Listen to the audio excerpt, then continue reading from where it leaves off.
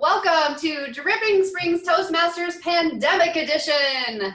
Today's guest is none other than Tomasz. Yay! Welcome, Tomasz, to the show. Thank you so much for being here. It took some coaxing, but you finally said yes. What did it for you?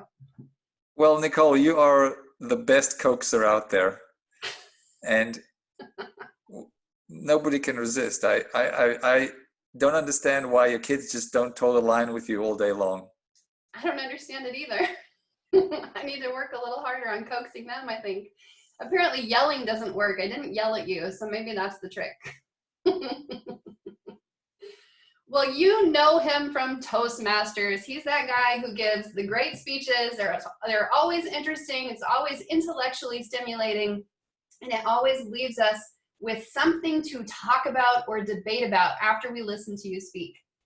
I understand also that you have been really preparing your whole life for this pandemic. You are living out on the land, you have stockpiled the food, you figured out what to do in case there's a toilet paper shortage, which, oh my God, who could have predicted that? You could have. You know how to protect yourself, and we all thought we were going to come live at your house when this crisis hit, but you closed those gates pretty fast, man. I think it's those shotgun shells that scared everybody off. I haven't had anybody come by asking for supplies or fresh vegetables. Is it okay if I come by? Well, yeah, we need an appointment. We've got these video cameras now that send us alerts, and the kids are ready with they can sit on the towers and scope the whole place out with various kind of weaponry. So. Wow, that's incredible. I can't wait to hear more about this. Well, I'm really curious what you do with your time when it's not pandemic. So I know you don't have a traditional job, but what would you say you do for work? I do a lot of digging, it turns out. It's related to construction projects and hobbies. So laying pipes, for example. I'm going to show you some pictures now. Okay. Share my screen. I'll show you some photos here. And let me go full. Can you see that? Yeah, I can see it. So that's an example of a fun project. I was laying electrical lines, and I put in about almost 3,000 feet of water line. Wow. And the machine, the wheel at the back is about 8 feet tall. And you do the trench with that like that. Driving, and that's where I get all my masks. You see, I have a whole stash of masks ready. See? You are. And whenever I go to the store, I got to tell these people, hey, I'm not taking them away from hospital workers. I'm a worker. I'm a real machine operator. I need these things. You're legit. You need to have some kind of license to get the mask, right? So that's a kind of thing. That's for water lines, electric lines, cable TV. I put in cable TV last year. So now we are talking on a high-speed internet connection, and that's going right across that hole is carrying our little bits of signal. Our video is traveling right in there. That is impressive. You made a hole so that we could speak to each other. That's great. And so I've got construction projects that I was doing. I've been doing those and various land improvement projects, roads, put in some mobile homes for rental units. I've got some real houses and some mobile homes for rental, and that's what I've been doing. But I need to find a new gig now. So here's a water line. Well, you say you need to find a new gig, but I think you're kind of finding new gigs all the time. You're one of the most interesting people I know. You've always got some sort of new hobby or new experience that you're having or experiments that you're trying. I heard recently that you have taken to perfecting chai tea, which in this time of pandemic, I've had moments where I freak out a little bit because I'm running low on chai. I don't know if you know this, but chai tea is my favorite tea. I'm a spicy girl. I like the spice. I've tried to make it myself. I've never quite gotten it to taste the way I want it to taste. So I'm wondering if you could share this knowledge that you have with us on chai tea making. How do you make the perfect cup of chai tea? Gladly. I know you're a spicy girl, and I think in these times you need something warm and comforting, and tea is just one of those rituals that we can do that makes us feel good. Let me show you what I've got in terms of my ingredients here. I do this almost every second day. I have a nice cup of chai. Some people put nutmeg, cinnamon, cloves. What I use is fresh ginger. Can you see my mouse moving? So I can see your mouse moving, but your sound is breaking up a little bit. But this looks like fresh ginger and turmeric. Is that right? Yeah, that's a bit of turmeric there. Yeah, those are freshly grated.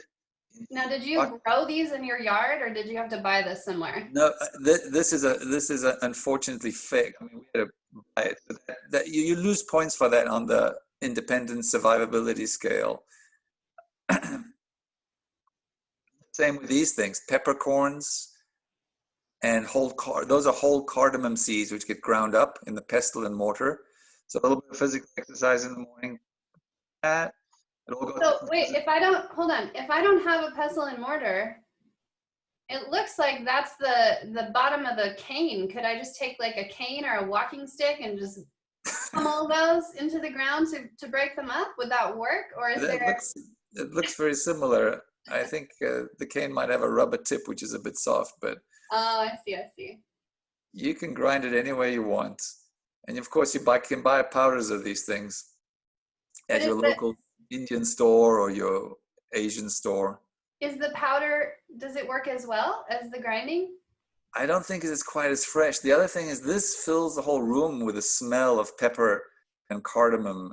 And when the ginger boils, it gives off a smell. And so when you make the whole concoction, it's this reassuring ritual, and you anticipate that warmth plus the caffeine kick, plus the spices. They leave this afterglow in your stomach, which just feels great for a stressful day. You know, it counteracts the butterflies in your stomach. It sounds great. An afterglow in my stomach. I definitely want to experience that. You boil that up, then you add milk, and then you add this is the actual tea powder. Now if you look in here, I'm going to try zoom in.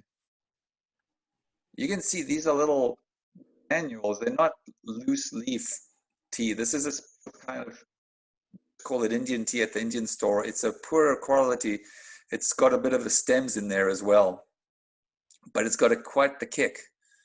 And you stick that in, let it set or steep for 5 minutes, and then it's ready. If you'd like to try some. Oh my God, I would. I'm ready here with my teacup.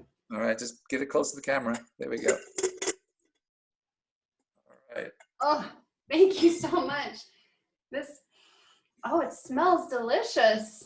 It's so spicy and fresh. Oh my God, can I taste it? Enjoy. Mmm.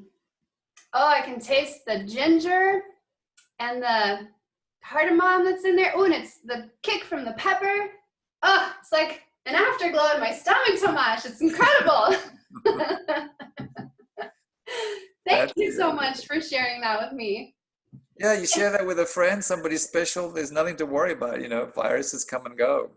They do. I'm wondering if I could convince you to write out this recipe and we can share it with our viewers, because you know we have a large audience. I know. I'm always astonished as to how many visitors our website has. I'd be happy to do that. Excellent.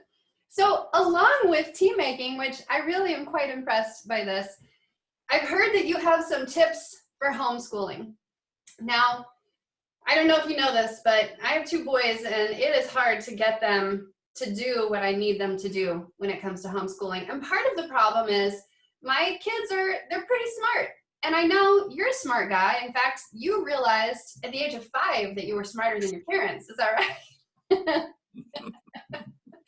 And our kids are having the same experience where they already know that they're smarter than us. So what is it that we have to teach them?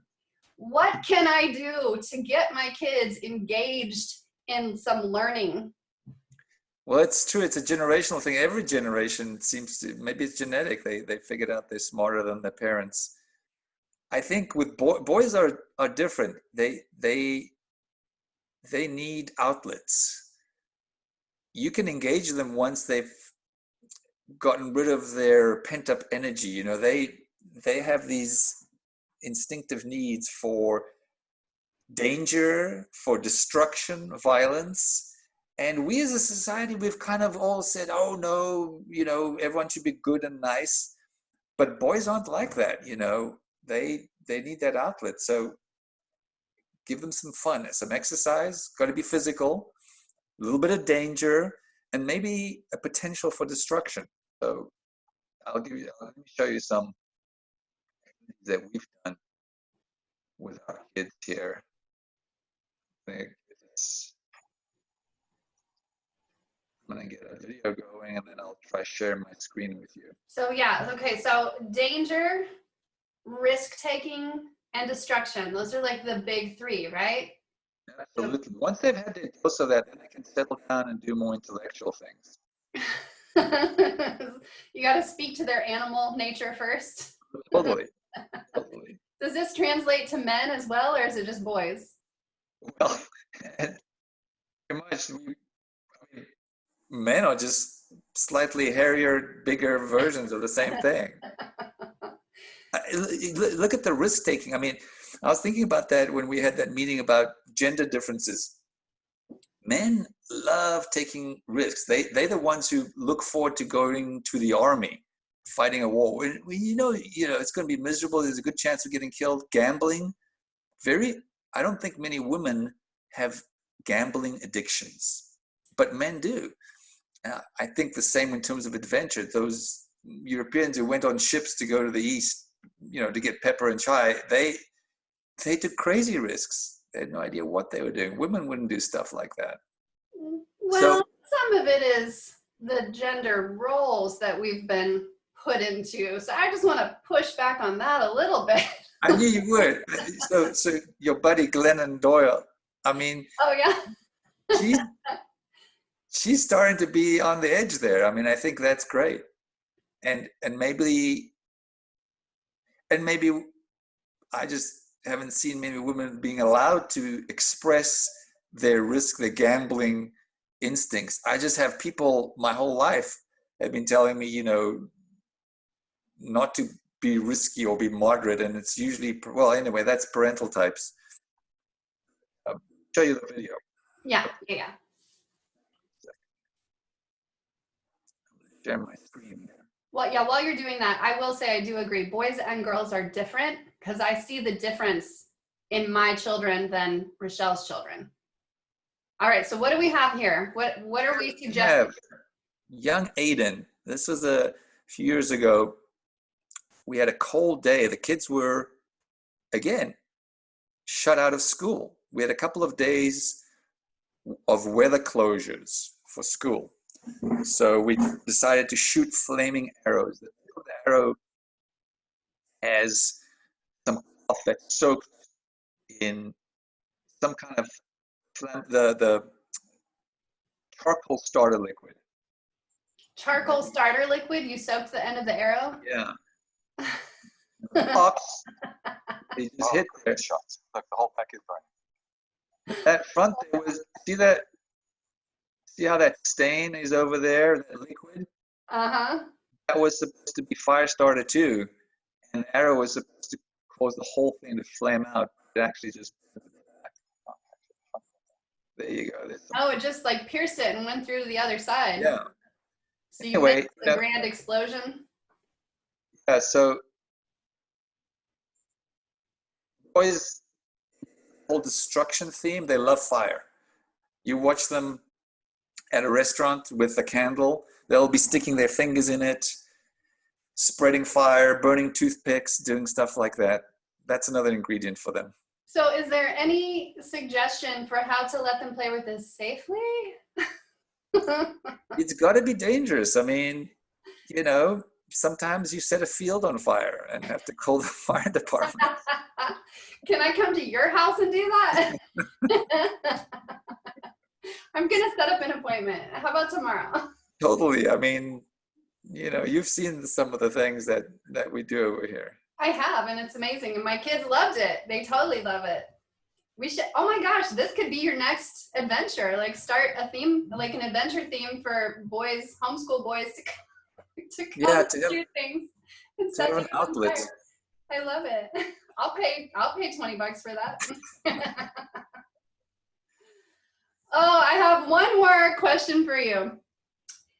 Because people are legitimately afraid of getting sick, but you don't seem to be afraid of this because you have been cultivating this method for natural immunity, mind over matter, taking control of your body for a while. Will you tell us more about this and how we can use this to combat the virus? Yeah, that's one of my favorite subjects. I think, there's the staying healthy is all to do about stressing your body a little bit. There's that whole concept of hormesis where you have to stress your body a little bit. And I love that concept because my whole life, childhood, you always had parent types, librarian types saying, oh, librarian types? What are you saying, Tomasz? Sorry, go on. You live life moderately. And take this, they'll tell you, oh, everything in moderation. That was a line from my parents. Now, I mean, just consider the line itself it's an oxymoron. How can everything be moderate? You'd want to, maybe something should be moderate, but not everything. Okay, but this whole thing of moderation, this doesn't apply to our planet, our universe. I mean, we've got feast or famine, we've got hot and cold, and our society, we've just tried to make everything just beautifully average, moderate, the right 72-degree temperature. Your tummy must be full. Your kids got to get the trophies for every activity. And that's just not real. So all these health things, like I think you're referring to the Wim Hof methods, those are examples of stressing your body a little bit. So he does two things, and that's the one is the temperature, the cold temperature. So he loves to dip himself into freezing water so that his body experiences a temperature shock. He also loves to do his breathing exercises. So he gets a little bit anaerobic, like if you climbed a high mountain. So that stresses your cells out and they do better with that. You can also do heat, like in saunas. And that's fascinated me because there were these studies where they noticed that people in Norway or one of the Scandinavian countries had fewer heart attacks if they went to the sauna regularly. So then they commissioned this big study for 30 years and they got all the measurements in, and true enough, they had fewer heart attacks. But then another thing came up. They noticed that those people who did a lot of saunas, they just died less in general. I mean, it's called all-cause mortality, as doctors call it. But they had fewer accidents. They didn't fall off bridges as much. How do you explain that? Well, they were just fitter and maybe more alert, so they could see an accident coming and somehow didn't get into, they could concentrate better. I don't know what the explanation is, but it's good for you to have a little bit of stress, not to have a cushy life. We all know that the one that we know the best is exercise. So you probably exercise. I do. Have some routines, right? So we all know that. The statistics are very clear on that, but there's other things too. Maybe a little bit of sunshine. The other big one is fasting. I don't know if Wim Hof fasts, but I've fasted regularly the last 20 years. Every month or every second month, go for 36 hours without eating. Have a little bit of stress. And now all of that whole science of longevity can show that all these little stress things make the cells themselves, whether they've done these tests on yeast cells, on mice, on monkeys, and on humans. You live longer when you do all these things. And so then you don't we should put together a group fast, where we get a group together and we fast for 36 hours, first of all, to see who complains the most, who gets the most hangry, and who can actually accomplish it. And then at the end of the fast, when we get to eat again, we'll expose all of us to coronavirus and see who gets it. No, I'm just kidding. Well, I don't have to wear a watch. Let me show you something here. Can you see that? Is this a muscle? What are you trying to show off right now? I'm trying to show you. Well, I can't do it. cannot see it. There's supposed to be a scar. I've got a BCG vaccine scar over here someplace. I don't know. Okay. What's BCG? BCG is a vaccine they give in a lot of these third world countries. And it's not a very good one. It's a TB vaccine. Okay. And I forget what, some French people, BCG, but it is about 50-60% successful in protecting you against TB. But all these countries, not always, but a lot of countries do it. India does it. South Africa does it.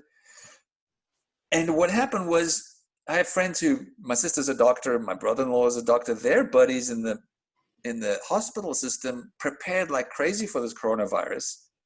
They got the hospitals ready. They canceled all the elective surgeries. Everybody's cleaned out of there, and they're waiting, and nobody's coming. So nobody's coming. They don't know how to explain that. And they're seeing similar things between Spain and Portugal. Portugal did the BCGs, Spain didn't. Portugal doesn't have much of a problem. India, you think how people live so close together in slums and things, they should be getting a lot more. So now there's a bunch of studies to see if this BCG thing, this vaccine, can protect you to some degree. Interesting. From the coronavirus. This is very interesting. Then I also have friends who've got, antiviral herbs that they share with us. Yeah. So that helps. That's what I'm doing. Yeah. And stressing myself out with homeschool. That's going to help me, right? Well, mild stress, kids, that's a whole different level. It is. So thank you so much for sharing your expertise, your hobbies, and your passions with us. I think you are fascinating. You're so much fun to talk to. If there's one takeaway from today, for me, I would say that it's just live your life. Don't worry so much about how it's supposed to be. Don't worry about moderation. Just live your life and enjoy it. And I see you doing that every day. So that is very inspiring. Thank you for sharing that. I enjoyed it. Last question, real quick. This is like a 60-second answer. How do you hope this pandemic will change us? I hope that we all learn to slow down, that we realize we don't need to be so materialistic. We don't need those overseas vacations. We don't need the fancy cars. I think right now, who cares about your car? Who cares about the overseas vacation? It's now you talking to people and friends. Now you see what's important, your health, your family, those kind of things. I think it's set to some degree some of our priorities straight, and I hope some of that lingers. I hope so too. I think it's really about cultivating relationships and recognizing that that's the most important thing that we have, are those relationships. Well, thank you so much for being here and cultivating this relationship with me. I enjoyed it. I think you're amazing. And I guess that's all, folks. Bye. We'll see you in person, I hope. Yes.